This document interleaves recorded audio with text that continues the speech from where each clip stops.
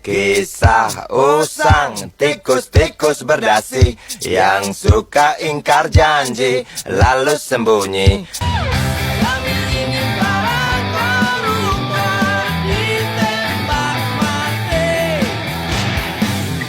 Kami hanya ingin bangsa ini bersih dari korupsi. Anti korupsi. Kami anti korupsi.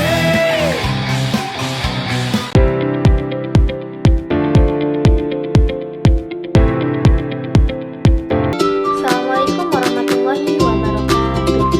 Perkenalkan, nama saya Asti Nurita.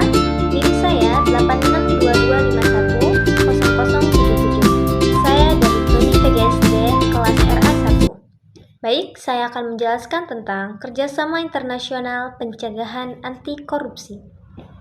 Nah, korupsi merupakan salah satu bentuk kejahatan yang paling merusak tatanan kehidupan masyarakat, bangsa, dan negara. Tidak hanya menghambat pembangunan ekonomi, tetapi juga menurunkan kepercayaan publik terhadap pemerintah serta merusak nilai-nilai moral dan keadilan. Dalam konteks globalisasi dan keterbukaan informasi, praktik korupsi seringkali melibatkan aliran dana lintas negara, penyembunyian aset di luar negeri, hingga keterlibatan pihak asing dalam transaksi ilegal.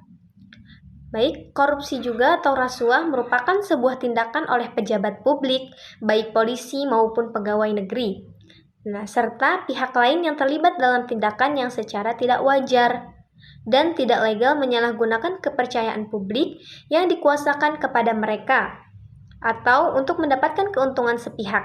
Secara umum, pengertian korupsi adalah sebuah tindakan tidak jujur yang memanfaatkan jabatan atau kuasa untuk mendapatkan keuntungan bagi pribadi atau orang lain.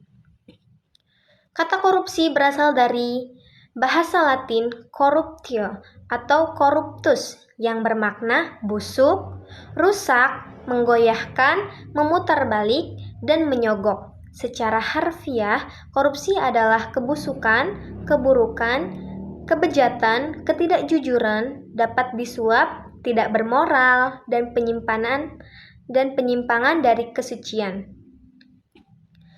Nah, kerjasama internasional dalam pencegahan korupsi itu, bentuk kerjasamanya dalam pencegahan korupsi meliputi bantuan hukum timbal balik, ekstradisi, penyidikan bersama, pemulihan aset, dan pertukaran informasi.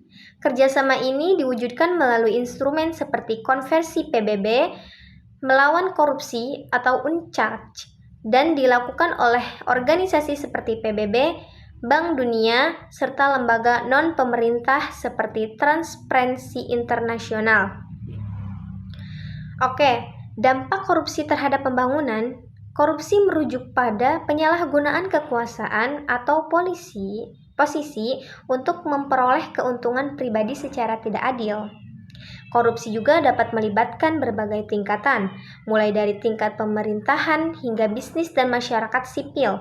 Dilihat dari sisi lain, pembangunan berkelanjutan adalah proses pembangunan yang mempertimbangkan kebutuhan generasi sekarang tanpa mengorbankan kemampuan generasi yang mendatang untuk memenuhi kebutuhan mereka. Nah, contoh konkret dari korupsi terhadap pembangunan berkelanjutan yaitu ketidaksetaraan dalam akses terhadap layanan publik, penurunan kualitas layanan publik, investasi yang terhambat, pemborosan sumber daya, pengurangan kepercayaan masyarakat. Adapun pentingnya kerjasama internasional, yaitu di era globalisasi seperti saat ini, batas antar negara menjadi semakin terbuka, baik dalam bidang ekonomi, politik, sosial, budaya, maupun teknologi.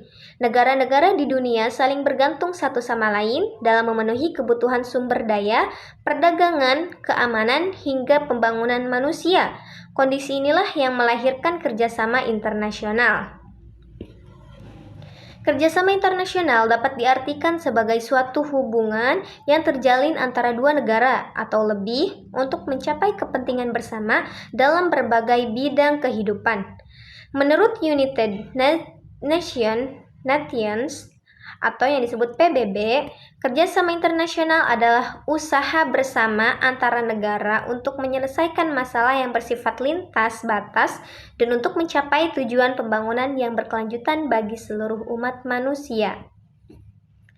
Nah, jadi saran untuk pemerintahan Indonesia perlu terus memperkuat implementasi hasil kerjasama internasional melalui harmonisasi peraturan perundang-undangan dengan standar global, penguatan kerjasama antar lembaga penegak hukum, peningkatan kapasitas SDM dan teknologi untuk penelusuran aset lintas negara, edukasi publik tentang pentingnya budaya anti korupsi sejak dini, transparansi dan akuntabilitas dalam setiap sektor pemerintahan. Baik, kesimpulannya, korupsi adalah kejahatan luar biasa atau extraordinary crime yang menimbulkan dampak luas terhadap kehidupan sosial, ekonomi, dan politik suatu negara karena bersifat tidak lintas batas.